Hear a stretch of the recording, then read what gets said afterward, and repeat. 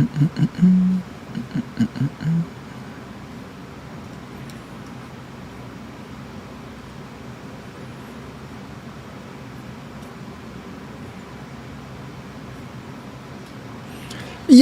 what's going on? It is 1 p.m. here in Crystal Lake, Illinois. It means it's time for another live stream. Today is Monday. Today's Monday, right? Monday, August 11th, 2025.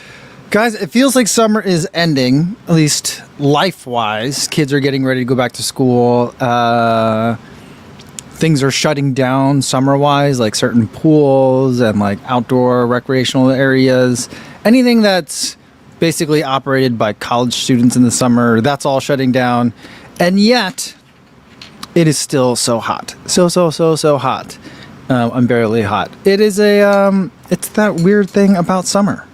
And I don't remember summers always being like this. Maybe it's a Midwestern thing. Maybe it's a recent thing. I don't know.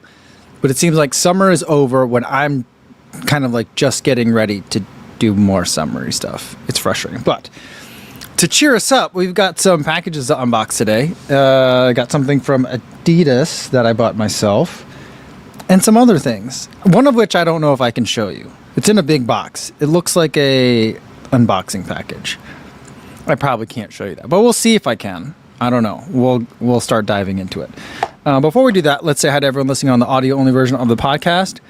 Hopefully the workout went well, and the cool down leaves you with plenty of fluids before you have to get back home, because that's always so frustrating when you do finish the workout but you're also out of fluids and you still got to cool down and you're like, but I'm so thirsty.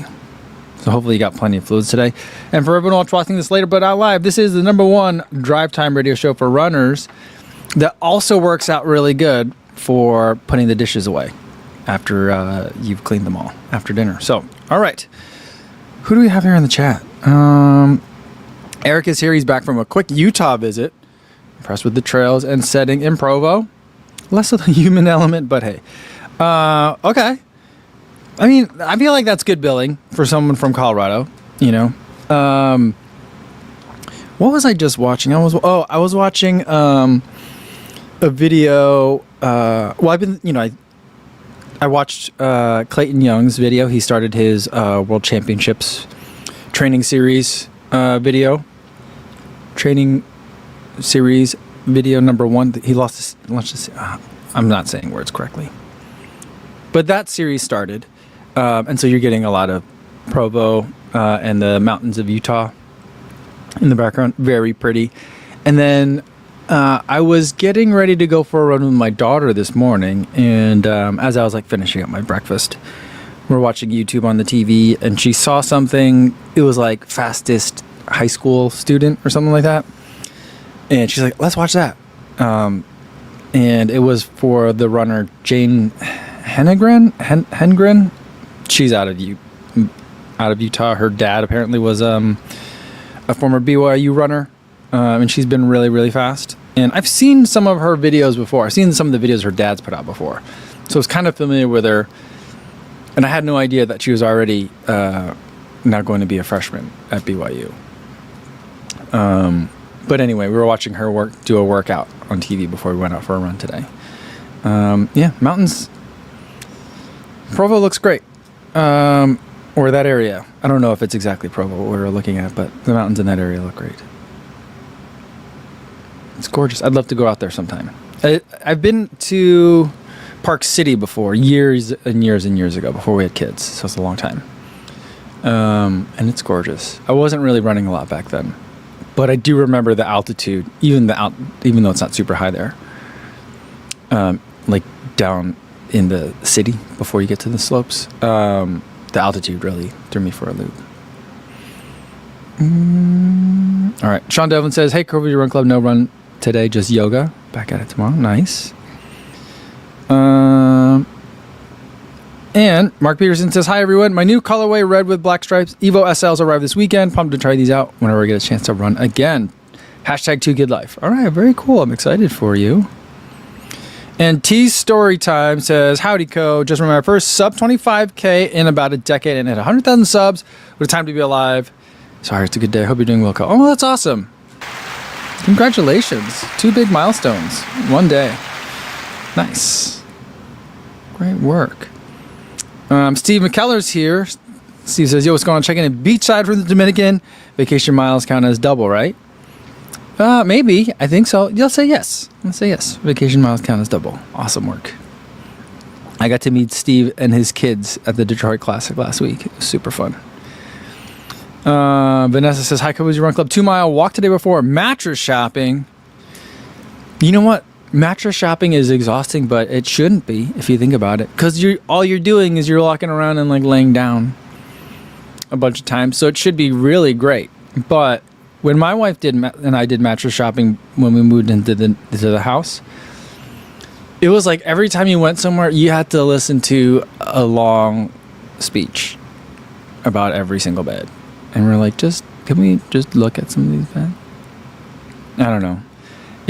There's just a lot of being sold to when you're buying a mattress, it seems. Maybe I'm overgeneralizing, but everywhere we went, it was a lot.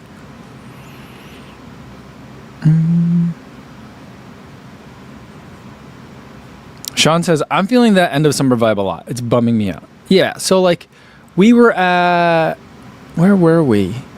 Oh, we went down to go visit a different town's pool. Did I tell you guys? We went to go visit another town's pool. We pass it all the time when we go to something else and we're like, oh, that pool looks nice. We should go check it out. And so we finally went to check it out like last week. And last week was its last week of full hours until it had like abbreviated hours. And then like starting next week, it would be only weekend hours. And I'm like, they're doing abbreviated hours starting like August 4th? That's crazy. That's real crazy. But yeah, there's just stuff like that that's happening. A buddy of mine came out to visit us here in Crystal Lake, and we were going to go do stuff at one of the recreational areas out here. And I was like, I hope everything's still open because stuff just kind of closes early. Did that happen to you? I don't remember that happening growing up. Now, my parents didn't do a ton of summery stuff. I mean, they sent us to camps, so we had good summers. I'm not saying that we were deprived by any means, but like, and I don't know. It's mostly probably my fault and mine and my sister's fault because we didn't want to go do stuff a lot of times. Like I didn't like camping and stuff, so we didn't really go a lot of places. But I also don't remember like thinking like, oh, there's still a couple of weeks of school left, but the pool's closed now, you know? Like even in the town pool that we go to at my in-laws, that one's like closed already for the summer. If not now, soon. And it's going to be hot for a long time, a really long time. I was just thinking about it. My daughter starts school in less than 2 weeks. And like the first or second day of school, there's a cross-country meet. It's going to be hot. The high later this week is going to be 90 degrees still. And that's a week from like now, you know? And that's not that far from when her first meet is. And like last year, there was like two or three, the first like 3 meets got canceled because it's going to be too hot to run. So it's just kind of weird to me that like, I mean, I know summer break isn't about summer temperatures, right, from the school year's perspective, but it just feels weird that, like, there's still a lot of hotness out there. Can we still do the hot weather stuff? You know? I don't know.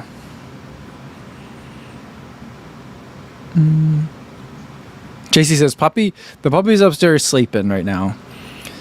So here's the thing with the puppy. My sister got a dog a little while ago, like maybe 6 months ago, less than a year ago.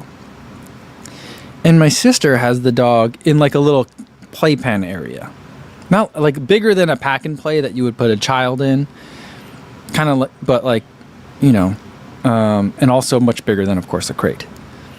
And my sister has one of those for their dog. And my kids went to go visit. We all went to go visit my sister twice this summer, which was nice. And they saw the pen. And then when we got a dog, they're like, we should get a pen too. And I was like, that's fine if that's what you guys want to do. But I feel like a pen is too big for a puppy. They should either be in the crate because we're crate chaining our dog, or we have to like be like actively watching the dog. Because otherwise, then you're just leaving a puppy unattended, and it just seems like a recipe for pee everywhere. And even in the pen, I feel like the pen is just a weird space for the dog doesn't understand the pen. I feel like, and so I feel like the dog just misbehaves when she's in there. So she peed in her pen twice today, and I know she's still potty training, but now then we put her in the crate. Now she's napping, and she seems to be more relaxed. I don't know.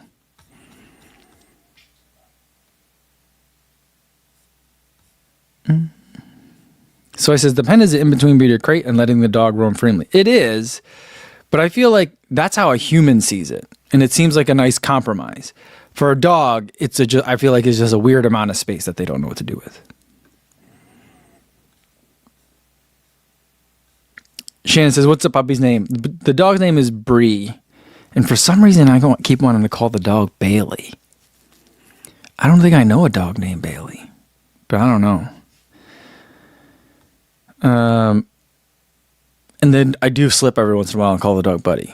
So that's kind of weird, you know. And Mogam says that their hours may be correlated to staffing ability since school is starting back up. I think that's absolutely it, because it's like college kids are leaving and they're going to get ready to go back to school and stuff like that. So like, I don't think it's necessarily that they're like, oh, well, no one wants to come to the pool in August when it's 90 degrees, so we should close it. I think it's just there isn't enough people to staff it. And that's what I feel like is just kind of weird, that like the entire summer, not economy, but a lot of summer activities at least in the Midwest, because it's the case here in the suburbs and also in the rural areas where my in-laws are, is dictated by like, because of the fact that the job is not appealing to anyone except someone that wants seasonal summer work. And that seems odd. But I don't know. I don't remember what things were. I don't like, maybe even if I did remember how things were growing up, I don't think I would have been aware enough to be like, well, it's because college kids got to go back to school. It's like, I just don't know. I don't remember it being that way, but it's weird.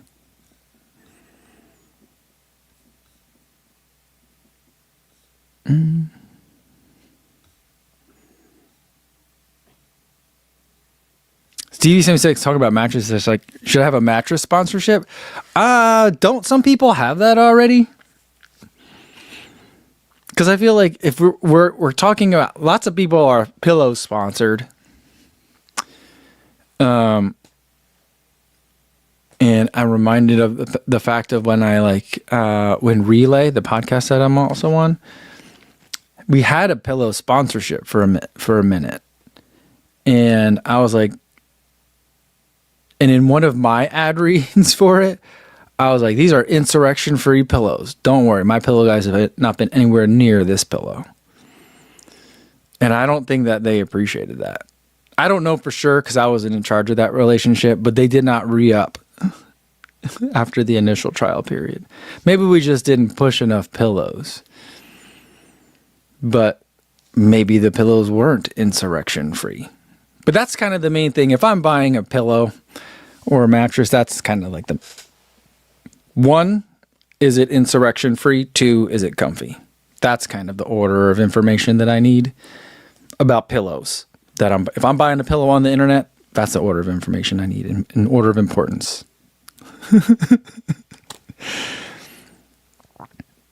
All right, Eric Bensky says, yo, what's going on? Finished the Maryland MD Heat 50K this weekend. 6 hours, 32. Finished on a super fun technical course. Solomon, S-Lab, Genesis were on point. Awesome. Great job, Eric.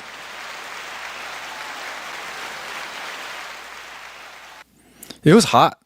This is a hot weekend. I'm super impressed.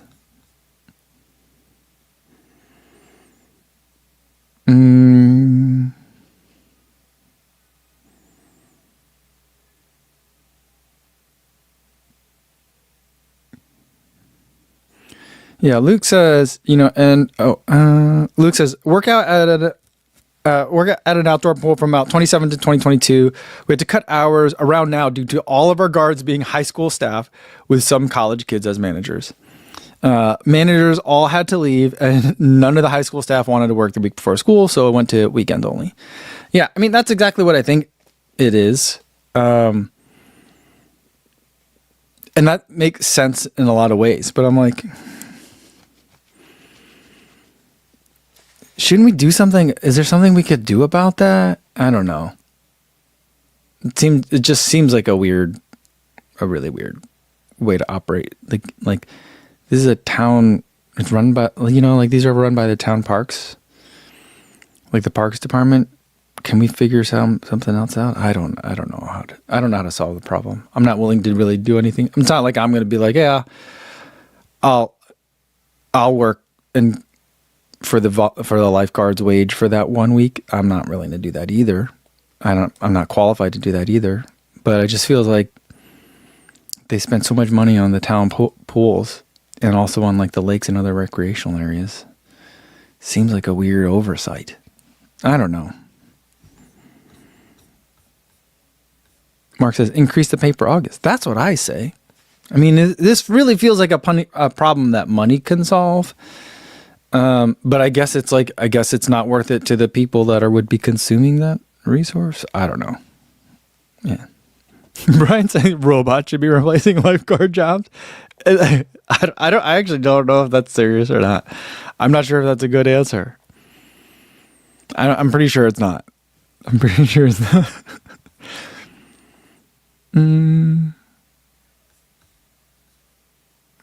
Yeah. All right. Let's get to some of these packages that we have for today. I'm pretty excited about. There's 3 packages. I'm excited for I'm excited for all of them. That's why I keep stuttering. But some of them I'm really excited for more than others. All right, we're gonna get the scale out because we are gonna be measuring these shoes today.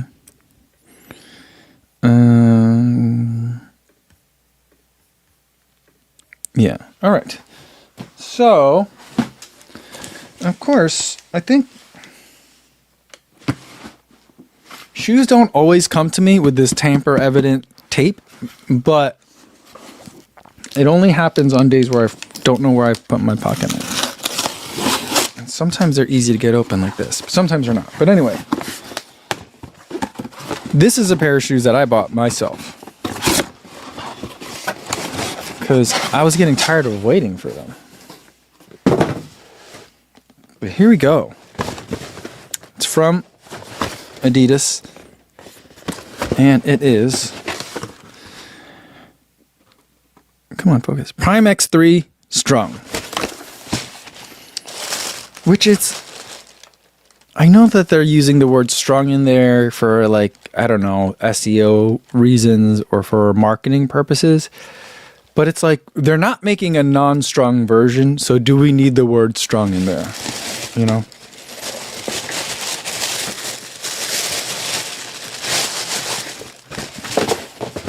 Now, there are a couple of colors of this shoe that came out, and the one that I really wanted was the white one, because then it would have matched my Adidas Pro 4s, but that didn't seem to be available. So I got this yellow one, which I think that's yellow, and if it is yellow, it's a very, very bright yellow. And this is, I mean, a design that I've heard Adidas talking about wanting to do for a long time, having just like a wedge of other material in between 2 carbon elements, so that way you're kind of like alligator stomping on it in like kind of like a, what is that thing, springboard kind of way. And so that's what we have here. We've got the actual carbon plate, which you can see up here, and then on the bottom of the Light Strike Pro that's in there I can see it well, but I think the lighting here is messing it up. There we go, you can see it a little bit. The energy rods are underneath it. And look, this plate goes all the way through to the back, sticks out the back of the shoe. And this Light Strike Pro feels very soft. It feels softer than Adidas Pro 4 Light Strike Pro, but it does also, oh my goodness. I'm just a mess. Excuse me for that being rude. But it also feels different than the Light Strike Pro Evo. So it's an interesting material that's in here. Mark Peterson says, obligatory rocks are good to get in there comment. What about dog poop? What if you're walking the dog and you step in a bunch of dog poop? How are you going to get that out of there? Shoe ruined instantly, right? Mustache Runner says, the shoes look fun. The gap between the shoes wild.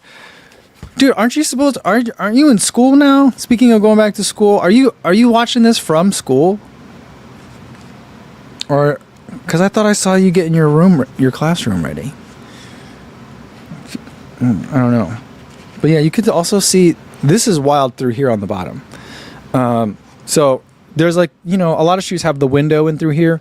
And in this window through here, I don't know if you can tell what's happening in here from the images on the screen. But there's a hole in the middle of this shoe, looking at it from the bottom up. And then I can see energy rods, and in between the gaps of the energy rods, I could see empty space and then the carbon plate. So that's kind of crazy what's going on in here. This is fun. And it feels light. I mean, I'm not going to say it's featherweight, you know, it's still a big shoe, but here's Prime X2 strong, Prime X3 strong. Let's get it on the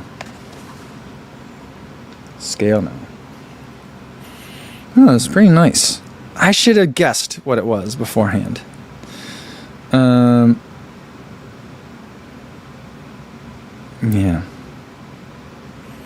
Johnny Dodgen says the top plate configuration kind of makes me think it's got to be zero drop, but it's not. So does it factor in sag to create the drop? No, I don't think so, because like the plate is not parallel to the ground, right? And even then, it could have a parallel plate or a not parallel plate, and it could, the foam above the plate, which there is foam above the plate, can affect what the drop is. Drop is not measured dynamically. In other words, it's not measured with a foot in it, which is why I feel like people that freak out about changes in drop should have a point, but like I freaked out about the change in the drop over the Clifton 10. But you also have to wear the shoe to understand what that drop means when a human foot is inside it and doing running things, which I didn't like it in the Clifton 10. So in that situation, freaking out over the drop was justified because the shoe changed a lot. So when you measure drop, you measure it from, because you can actually put in a measurement device into the shoe and then onto the ground, and you can measure what drop is at a certain, if you're using World Athletic rules, at a certain percentage of the tire width of the shoe. So you measure like this far up, and then you get a caliper to go touch it here until it touches the insole, and then you measure that distance, and that's like the heel drop. And then based on the specified drop that's supposed to come from the factory, you then subtract and you kind of estimate what it is here. I think that's how even at World Athletics they do it, because you can't get the caliper into the shoe because of the upper.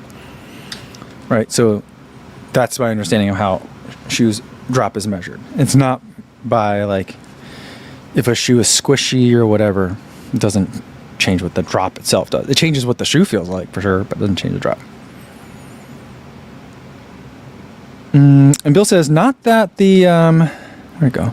Not that the looks matter much. Where'd it go? But I much prefer the design looks of the X2. I think I prefer the way they did the strung in the X2. And I'd say, I think I like the design of the X3 more. I really like the X3 more when you have the white, black, and red one. That one I feel like is the best design. Then I'd strongly prefer the X3 strung over the X2 strung. But I like the ropiness, the stringiness of the strung, the appearance of it in version 2. That's kind of how I feel about it. All right. Let's say we've got some numbers. Bill says, couldn't they just measure the heights without the upper? Yes, they could, but then they couldn't return the shoe to the athlete to go then run in it. So when you're doing an equipment check, before the race, you have to present your shoes. Then they can measure them. if they took the upper off the shoe, then they wouldn't be able to return the shoe to you. You wouldn't be able to run in it the next day because the shoe has been destroyed. So I think that's the problem.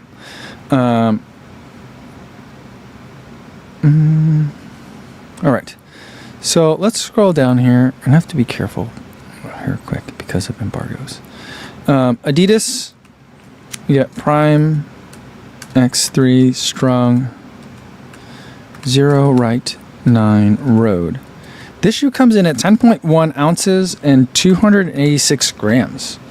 I feel like that's incredibly light. Like, what does an Ultra Boost weigh? You know what I mean? Ultra Boost. I think it's UB 5X. Do I not have the 5X weight in here? All right. I feel like the Ultra Boosts weigh like 11. There was a time where they were coming in at 11.5 ounces. But now it's 10.1. Oh, I did all that typing. I didn't even show it to you guys. Here we go. So here's the numbers for the Prime X3 Strong. I'm not going to sort the data because I have some other numbers in here that I can't show you guys yet. So 10.1 ounces. 10.1 ounces right now. That's the same weight as the On Cloud Ultra 3. And a little bit lighter than the Brooks Ghost Max, the first one. So it's lighter than a Ghost Max, the first Ghost Max. You know that tan one that I loved? That one. So I feel like that's pretty solid. Pretty solid. I mean, it's still not light, but it's not like, it's still a 50 millimeter stack height shoe, so it's still very tall. It smells kind of like a crayon in here, guys, in this shoe. It smells like plastic, like waxy. Yeah, it smells like a crayon. And then there's some knit on the top, which I like. And then a little bit of knit around the back, and then some bumper pads to keep it in place. It's nice. I like it. All right, Frank wants to know what the Prime X2 weighs. The Prime X2, I think it's heavier, and yeah, it's bearing out to be heavier.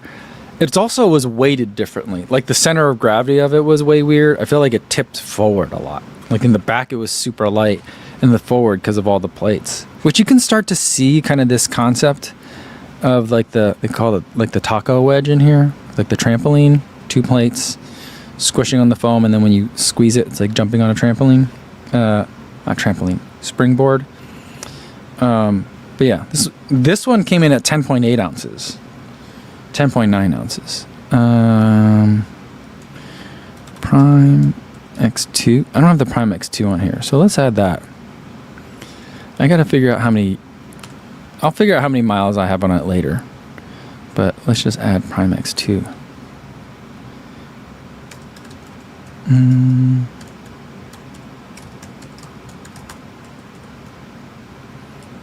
Right, 9 road.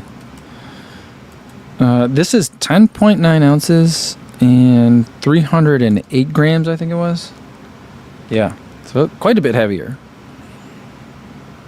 It's amazing.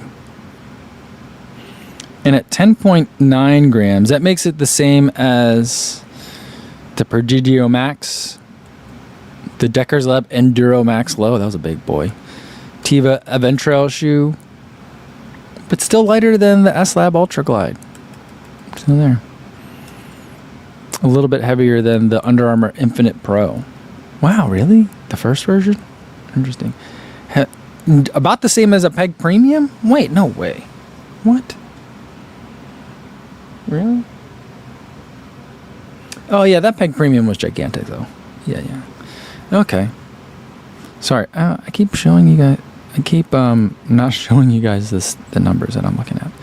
So here's my stats for the Peg Premium, 10.8, Prodigio Max 10.9, Deckers Lab, that weird low hiking shoe thing, and then the Teva Aventrail shoe, that like trail running Teva, which I haven't gotten on the trails yet. I feel bad about.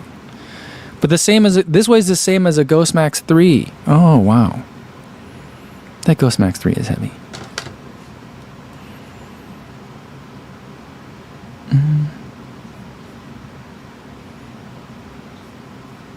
Yeah, Adam tried to tell me, can't see the sheet. Oh boy.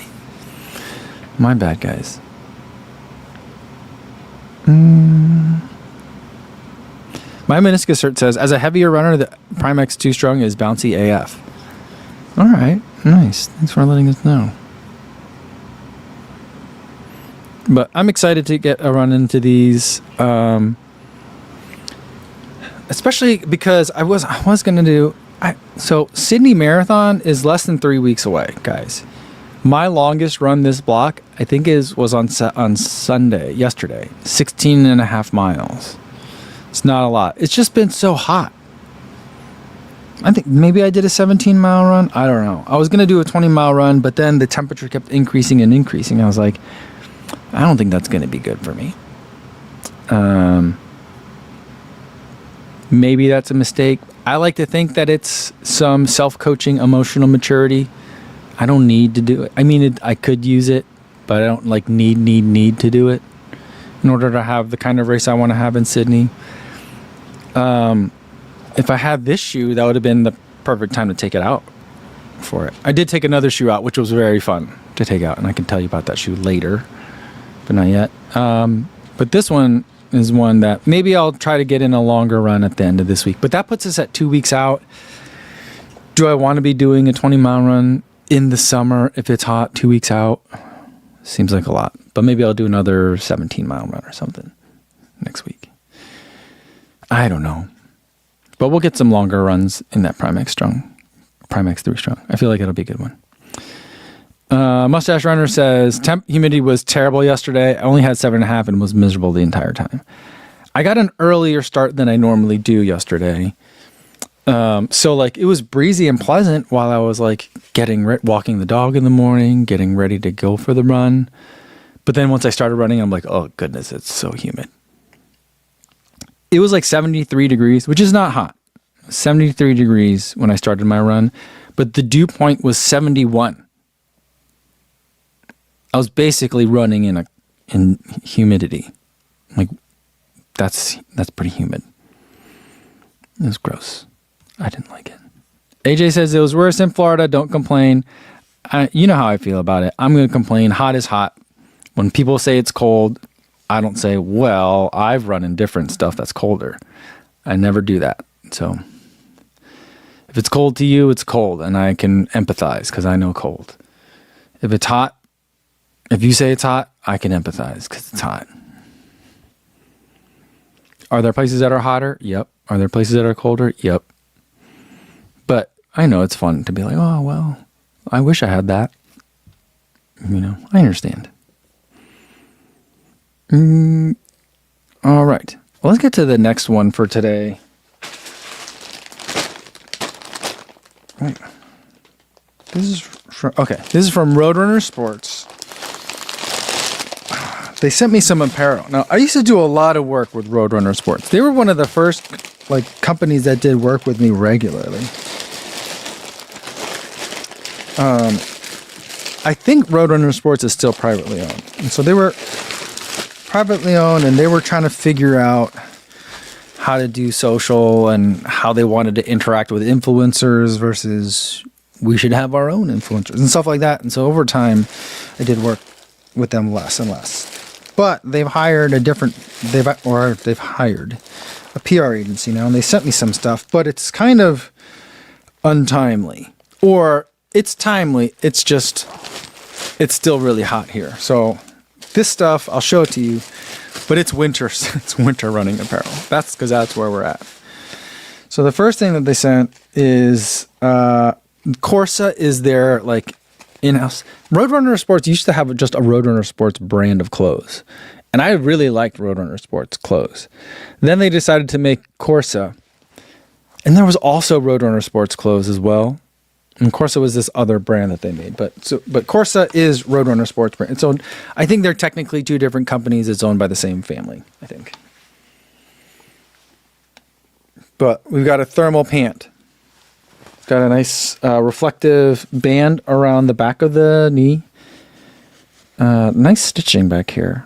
Very thick. And the material feels like it's not quite a like a wind-proof material, but it feels like it's stretchy but thick.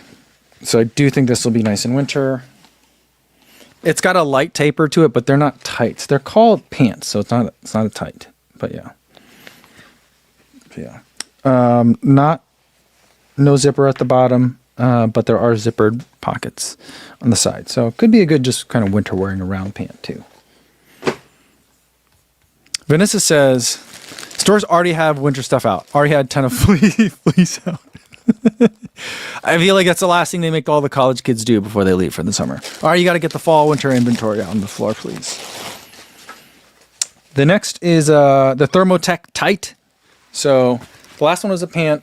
This one is tight, so it's supposed to be tighter. It's a thinner material, but it kind of still has that same like sheen almost on the outside of this material. 2 hip pockets, which are nice and deep, and that's it. For storage, there is a little bit of a loop on the back. I guess if you're going to hang it dry, that's what it would be for. There's got a waistband on the inside and a good amount of stretch to this. Some reflective elements on the side of the pant. No zipper. Someone was asking me the other day, like, are there any tights anymore that don't have zippers? And I was like, actually, a lot of the ones that I have do have zippers these days. But this one, Corsa, Thermotech Tight, no zipper, if that's what you're looking for.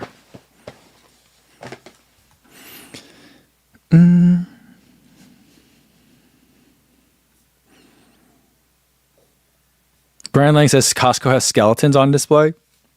Oh yeah, Halloween stuff's been out for a while. My wife and I went to the local liquor store, and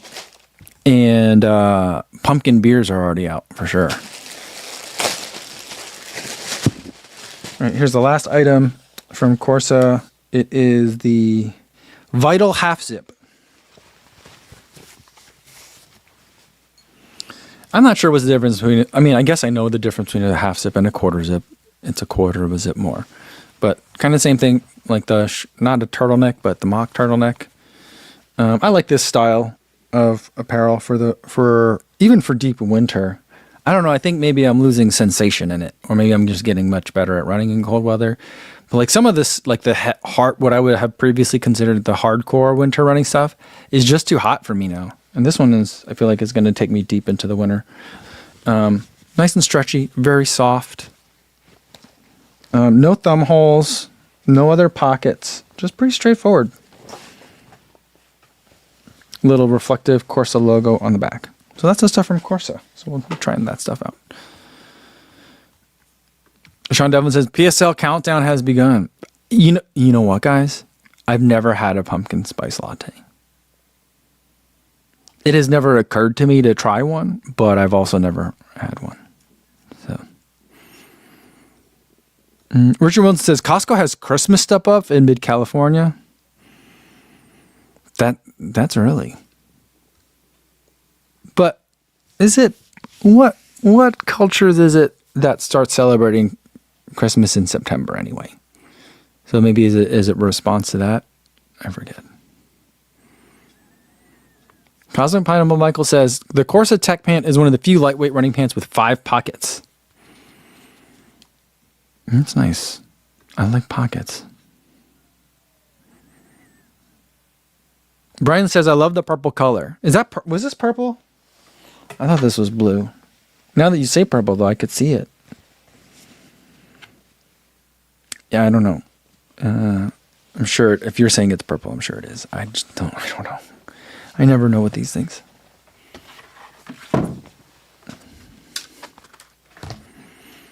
Okay.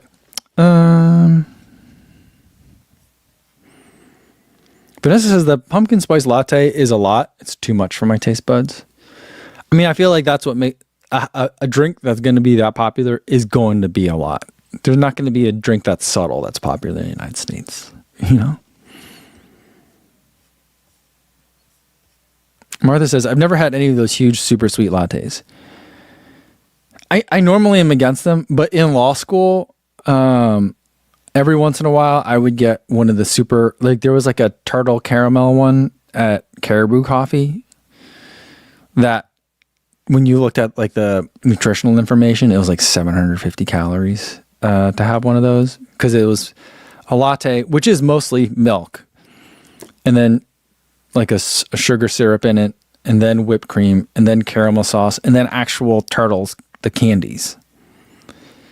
So, I mean, it was basically like 2 shots of espresso and a bunch of milk and candy. Which, if that's what you want, then yeah, it hits the spot.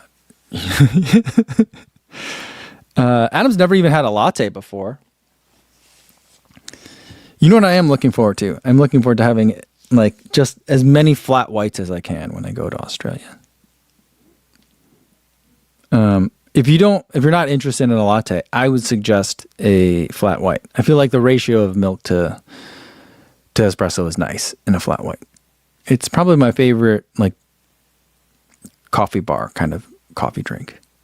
But normally I'm with Sean Devlin. Says I like coffee flavored coffee. I just like coffee.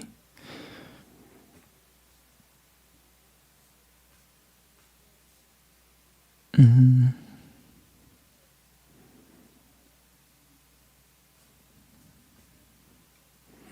Mustache Runner says they even make pumpkin flavored dog treats now. Benny does not approve. Yeah, I mean, that's surprising though, because dogs like pumpkin, right? Isn't that what a lot of vets tell people to give the dogs if they have tummy problems? Like either like just boiled chicken and or steamed or boiled pumpkin, or like pumpkin puree, isn't it? I don't know.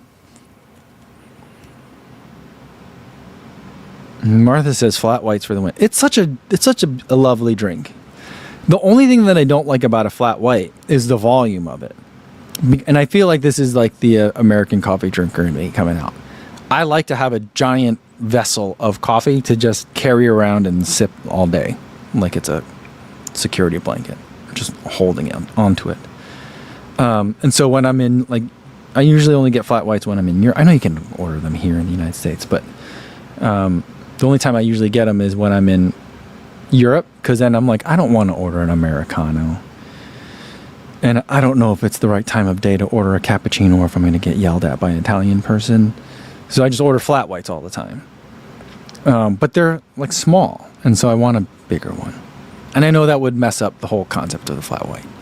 So I just order multiple of them. That's what I usually end up doing.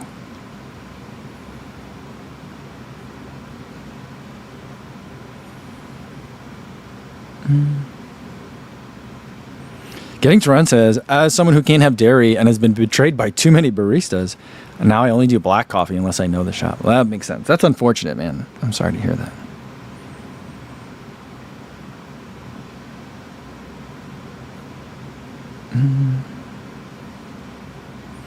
Getting to Run says, it's boring, but it's safe. I mean, also black coffee is delicious. The other day, though, I did put in a spoonful of sugar with some of my otherwise black coffee, and I was like, this is nice. I should do this a little bit more often. I mean, maybe during like marathon training season, be like, yeah, just throw a little bit extra sugar in there for the coffee after the run. That's not bad. My insert says a flat white with a Vegemite sandwich in Australia for Mike. Is that what I have to do? I'm just trying to find a place that sells maybe like vegetarian meat pies. Do they call them pasties down there or no? Is it just meat pies? I think they're just called meat pies down there. I'll have meat pies. I guess I'll have Vegemite. I think Vegemite and a flat white sounds disgusting together though. What do you eat with a Vegemite sandwich? What's the beverage that goes along with it? I don't feel like a beverage that goes along with that. I don't know.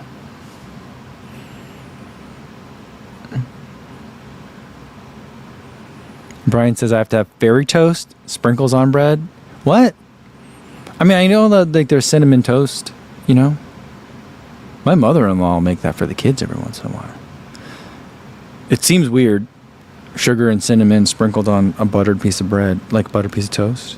What's fairy toast? Is that an Australian thing, or are you just making stuff up now?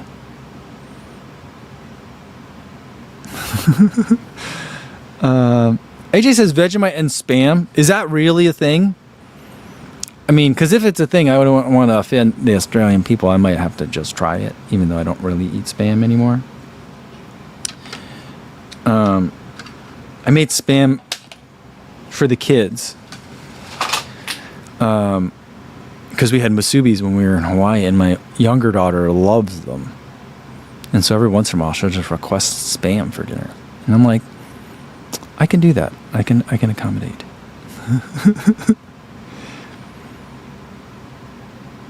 And Benjamin David says, how's it going? Anyone else getting ready for New York City Marathon? New York Marathon training is it starting up for you guys? It's November like 1st or 2nd, isn't it?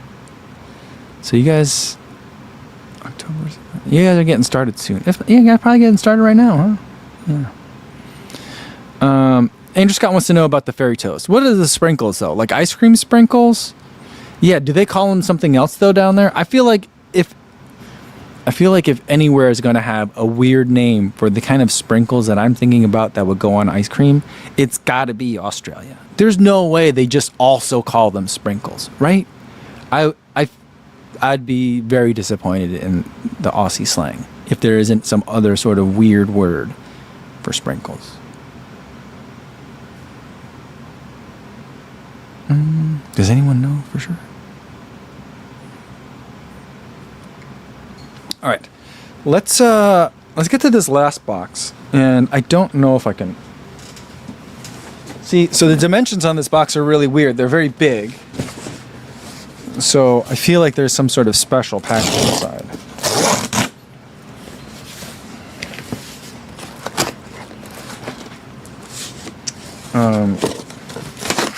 And so if it ends up being for a shoe I've never seen before, I probably won't show it to you guys. Because sometimes this brand that sends me stuff, they will send me stuff, and then like a week later be like, oh yeah, by the way, that was under embargo. And like, no one from the brand told me that something was coming, you know? Because if they did, that would be a very natural time for me to ask if it's under embargo.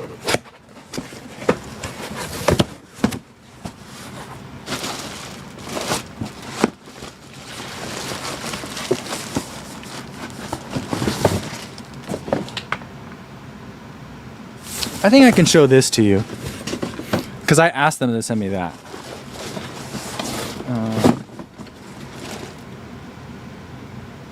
I don't know if that one's under embargo. Let me see. I'm going to do a quick Google search to see if I can find it.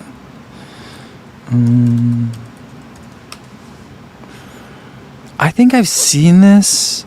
All right. Alex Filidi has a video of it, but it's from Running Event.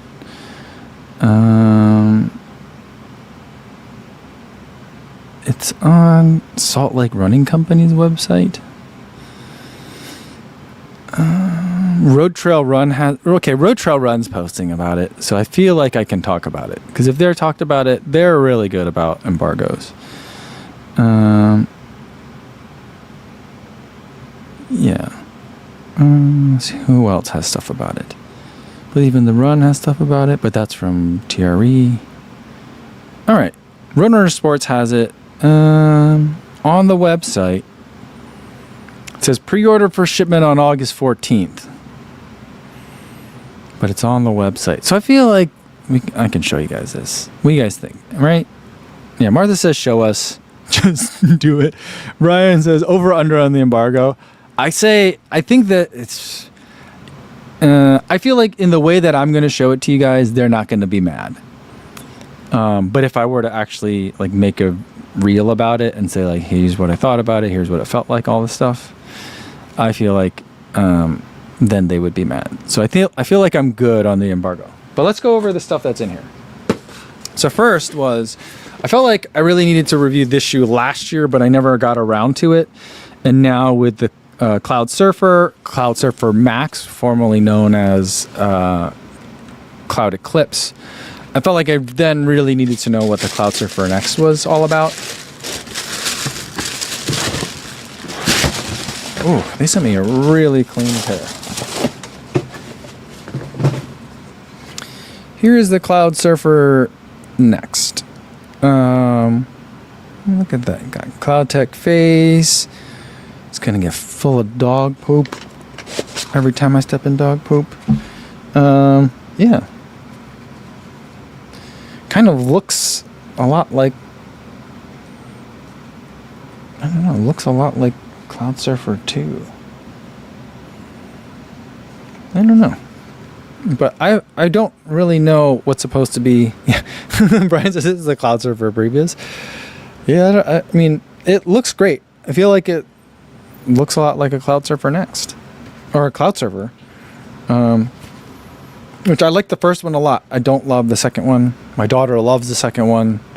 Says she wasn't all that excited about the first one because she did try it on at the store. But I bought her a set of the Cloud Surfer Trail, which is off the Cloud Surfer 1. And she likes that one on road and on trail. So, the outsole looks exactly like... Oh, it's just out of reach, guys. It's right over there. Hold on.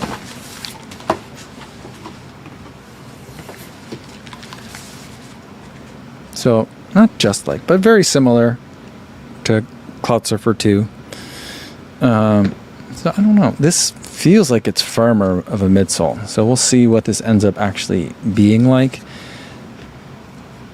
I don't know if this is supposed to be like a tempo version of the, or a slightly up-tempo version of the Cloud Surfer, or what. But then you would have like a whole lineup of Cloud Surfers. Cloud Surfer, Cloud Surfer Next, Cloud Surfer Max. I don't know. AJ calls it the Cloud Squeak Mini. This does have a pretty smooth channel through here. Now remember, for the Cloud Surfer 2 and Cloud Surfer Max, they put like ridges inside. They scuffed it up on the inside of the Cloud Tech phase to prevent the squeak. So maybe this will be squeaky. I don't know. Seems interesting. It's gorgeous though. I like it. And just kind of just smells like a shoe. Nothing unusual. It smells like less strong of a shoe than normal though. It just smells like I'm breathing in a fabric. So I don't know. Did I put the scale? Where did I put the scale? Oh, it's down here. I wasn't expecting to have this many shoes today. Now I feel like I'm kind of in a rush. All right. I'm going to go ahead and guess this time what I think this shoe weighs. I think this shoe weighs 8.5 ounces. It's going to be my guess, just roughly. Men's size 9. Let's start typing away. On Cloud Surfer Next. 0 right 9 road. Is it a size 9? Yes. Ooh, I was off.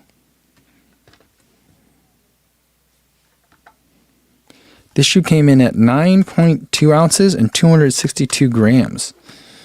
So, off by, 264 that time. 262. 262. I'm going to say with 262. So, yeah, a little bit heavier than I was expecting. But there we go. Brian says, I just realized if a crime in Crystal Lake was committed by a runner, Kafuzi has a large enough database of shoe soles to ID the culprit's shoe prints. Maybe I could. I feel like if there were a crime committed by a runner, they would probably just be like, it's probably that dude that's always running all the time. And Cosmic Final Michael brings up a good point. Says, I don't know why On went all in on firmer shoes this year when their current slogan is soft wins. I agree. I think there could be two reasons to look at that. One would be that I think that the shoes were made first, and then the slogan comes later and doesn't always have to necessarily match up with what they were trying to do in designing the shoes. So there just could be a disconnect. They're like, soft wind sounds like something that would be appealing to people. And if we tell people that the Brooks Ghost is the softest, most popular shoe in America, people will love it. Right? So that kind of idea.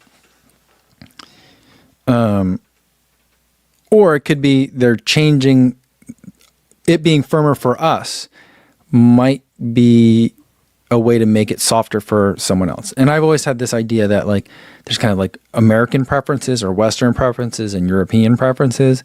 Europeans like their shoes to be a little bit more firm, a little bit more snug than Americans do. And that's what feels soft and good to them.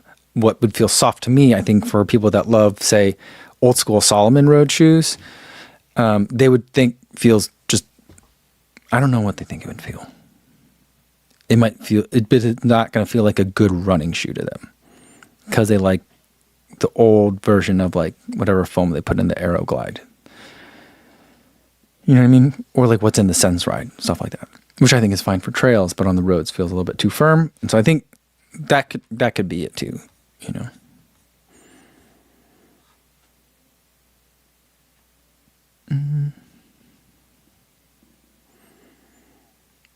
Benjamin David brings up a good point. If there is a crime committed by a runner, they're going to be, I'll be blamed because I have every footprint. That is true. They'll be like, this shoe, this footprint clearly comes from a Cloud Surfer Next. And here we have footage of him showing his audience the footprint of a Cloud Surfer Next. It's not a Cloud Surfer 2. It's a Cloud Surfer Next. He has them. It's his footprint. I think that's how it's going to go down. That's how they're going to frame me, guys. All right, next thing that's in here is something that I'm going to use for 5Ks and under just to piss people off. But it's an On running vest. Now, I've been enamored with On's running packs since they started making them. And I'm glad that I didn't ask for this, but I'm so glad they sent me this. But it's cool because this is different. It's got like kind of an upper backpack up top, right? It still has a little hook. If you want to hang hydration in here.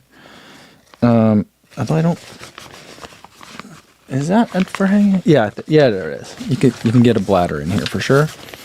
And then there's a bottom section that's kind of like zippered off separately. I don't know. Oh, I see. Can you completely take this thing off? You can completely take this part off. Oh, crud. Oh. So this pocket out here, you can take this pocket off. So if you don't need this bag and you want to run lighter, you can run. And now you have a nice almost logoless bag, except for this logo right here. But that's nice. I like that. But there is still a little pocket, stash pocket down here in an area that I can actually reach it. Anything that's up here, I can't reach anyway. But that's cool. And then you got side webbing over here for stashing stuff. We've got some, I think these are pole mounts. And then a nice stash pocket in front of the water bottle pockets. This is nice. Fit a lot of stuff in here. I'll probably run it without the pack on the extra bag on the back. Look how nice and airy this looks too. I'm excited for this. Nice. I like that. I like that a lot. Cool. Vanessa says, how are the front pockets? Big and roomy, nice removable feature. Yeah, the front pockets are deep. So here's the On-branded water bottle, which are Hydra packs. And so they go all the way down here. And these front pockets go all the way down. So those are nice and deep. And then there's also a zipper pocket on this one for stuff you don't want to lose and get jostled. And then these side pockets are big. You could probably fit a small camera in there if you needed to. Oh, and it goes all the way around. Does it? No, it doesn't go all the way around. It goes a nice amount deep in there too. So that's cool. You can fit a lot of stuff in there. Oh, it's very thoughtful pockets on this one. I like it. Leave it to the Swiss to engineer that. AJ says you could just put electrical tape over that logo. I mean, it's pretty big. That one in the front, though, it's pretty big. So you need a lot of tape. Maybe just big piece of gaffer's tape then, maybe.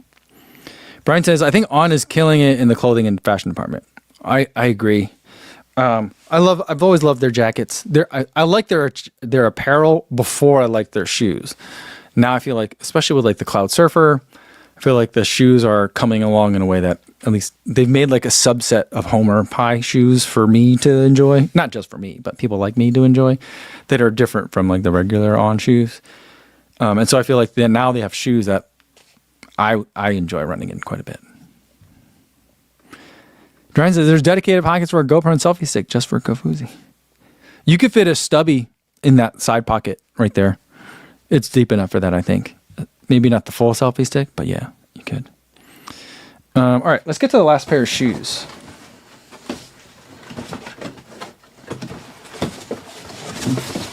This is one that I think I might get in trouble for because it's probably not off embargo till the 14th sale date. But since Running Retail has it up there, I can show it to you in the same way that they're showing it, I guess. And I think this is lime green. Pretty sure this is lime green. But this is Cloud Boom Max. So it looks like it's Helium Hyperfoam. It's just HF. It doesn't mean Hyperfoam, right? But I've been calling it Hyperfoam. It does have a carbon. Is this a carbon fiber? This is a plastic speed board in here, and you can see it comes out to the edge. I don't think this is full Helium HF. This bottom layer doesn't feel like Helium HF, but the top layer does. And then it has a lot of these side cuts, which this is the way that On has been playing with softening up some of this Helium foams. The Cloud Boom Strike has like 3 of these in the back. The Cloud Boom Strike LS has 4 of them in an upper layer, and then they're more towards the center. This one has 5 of them, but they're on the lower layer down here, in between the Helium HF and whatever this bottom layer is. It might be. I don't think it is, but this is so dense, this bottom layer. And then, just for evidentiary purposes, here is what the footprint of the Cloud Boom Max looks like. Yeah, Brian says it's a watermelon colorway. Oh, I like that. I don't think it looks like watermelon to me, but I can see what you're saying, I think. And Frank says it's the exact same color as the Prime X3. There's no way. No, is it? No. Oh, maybe it is. I think this is much more yellow. This is green. This is lime green. I don't know. All right. This is heavy, though. This is a big shoe. I don't really know. I think I remember what they said this was for. I don't know. This is supposed to be like kind of like a long run shoe, maybe fit in kind of the SC Trainer. Didn't tell me that, but like the way I was interpreting it, it's going to fit maybe in the way that the SC Trainer fits into a lot of lineups. Maybe like a Super Blast type of competitor. I think potentially a marathon race shoe for some people who don't want to race in the Cloud Boom Strike or the Cloud Boom Echo. So, all right. I didn't guess how much it was going to weigh because I bet it did feel heavy, but I already saw what the grams are. But I don't really know what grams mean. So,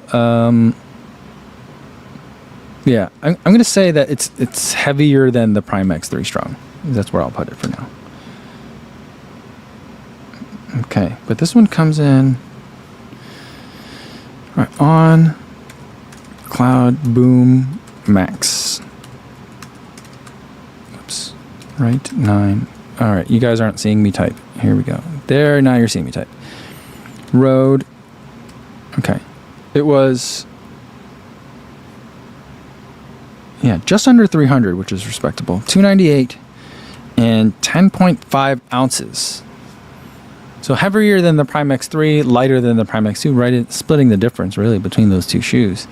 10.5 puts it at the same weight as a Glycerin, a Rabbit Dream Chaser, Saucony Triumph 22, a Nimbus. A lot of shoes right at this weight. The Aero Burst. Oh, okay. So we got all the colors over here. Look at this. So we'll do it this way. Check out these colors.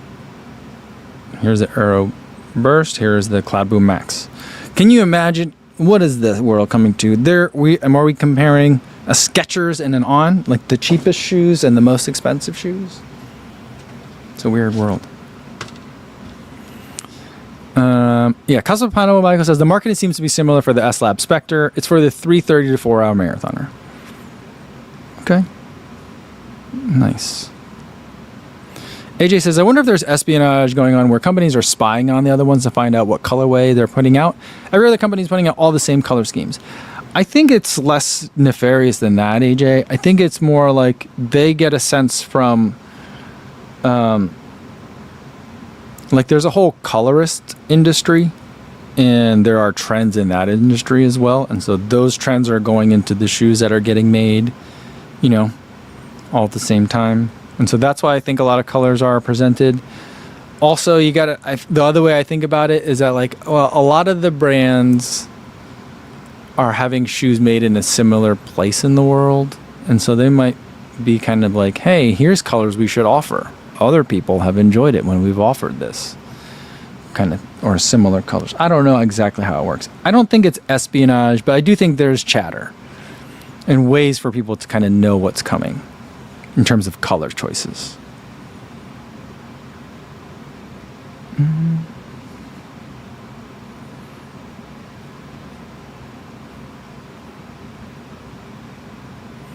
Yeah, Martha says Pantone is the base of the color industry.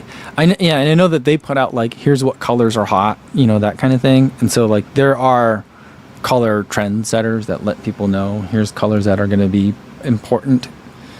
And people are like, all right, we'll start incorporating some of those into our designs. I think that's kind of how it goes.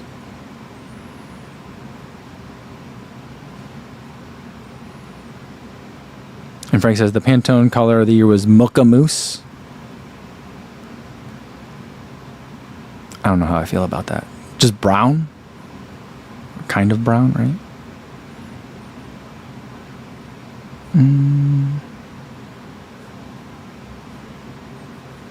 Yeah. All right. Well, I think that's going to be it for today, guys. Hopefully I won't get a phone call, or I don't get phone calls, but I hopefully won't get an email about this. But I'll probably wait till the 14th before I make any content about that shoe, which I don't think will be a problem. There's other embargoes this week. So the calendar's already pretty full. But anyway, that's going to be it for today, guys. I will see you guys again Thursday for another live stream. But in the meantime, be careful with all the heat that's out there, everybody. Be safe. Bring extra hydration fluids with you. I bought my daughter her first handheld 2 days ago. And we went on a run together today, and she used it, and she really liked it. And I got her one with a pocket in it, and she put gummies, a little packet of gummies in her pocket, and she ate them halfway through the run. Super cute. All right, guys. I'll see you guys Thursday. Be safe out there, everybody. Thanks.